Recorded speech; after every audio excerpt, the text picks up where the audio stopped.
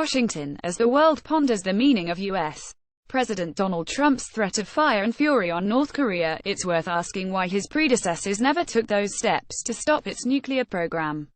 When President Bill Clinton was confronted with the threat of North Korea's exit from the Nuclear Non-Proliferation Treaty, he considered military force. But he ended up going for negotiations in what became known as the Joint Framework Agreement. The North Koreans froze their plutonium program in exchange for fuel shipments and a light water reactor from the United States. Neither side ever fully delivered. Then there was President George W. Bush. He didn't like North Korea. He put the nation in the original axis of evil. On his watch, the U.S. discovered Pyongyang had a secret uranium enrichment program, in violation of the spirit of Clinton's deal. Then in 2006, North Korea tested its first nuclear device. By 2007, Bush had lifted crippling sanctions on the regime's elites and entered into new negotiations. And surprise, the North Koreans backed out of those talks at the end too. By the time President Barack Obama came into power, the North Koreans were back to building up their program. They perfected missiles, sunk a South Korean ship and shelled a South Korean island. The current tyrant, Kim Jong-un, ascended to power and proceeded to consolidate his position, killing his uncle and later his half-brother. All the while, Obama pursued a policy of strategic patience, aimed at not rewarding Kim's regime for its provocations and rogue behavior. Now Trump has inherited a mess. Not only is Kim testing ballistic missiles at an alarming rate, as the Washington Post reported this week, but also the Defense Intelligence Agency now assesses that North Korea can miniaturize a nuclear warhead so that it can fit inside a missile. Game, set, match. The sole dilemma, so why didn't the last three presidents take out North Korea's nuclear facilities when they had the chance? The answer is Seoul, the thriving capital of South Korea. The North has enough artillery pieces within range of this metropolis to kill hundreds of thousands of people, which could very well begin a world war and throw the global economy into a tailspin.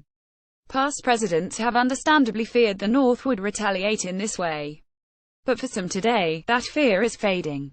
John Plum, a former director of defense policy and strategy for Obama's National Security Council, told The Atlantic last month, "If I were the Trump administration, I would be looking at the threat to incinerate Seoul and trying to figure out how real it is. Because to me, it's become such a catchphrase, and it starts to lose credibility. Attacking Seoul, a civilian population center, is different from attacking a remote military outpost. It's dicey, there's no doubt about it. Intelligence officials have told me in recent months that this threat remains very real. While there are steps the U.S. can take to mitigate the problem, such as dropping cluster munitions on the big guns, it's an imperfect and high-risk strategy.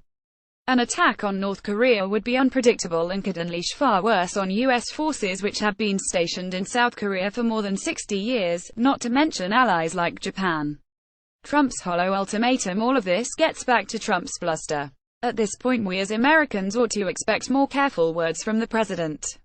At the same time, nothing Trump said was that different from the implicit threat against North Korea, or any power that threatens American cities with nuclear destruction.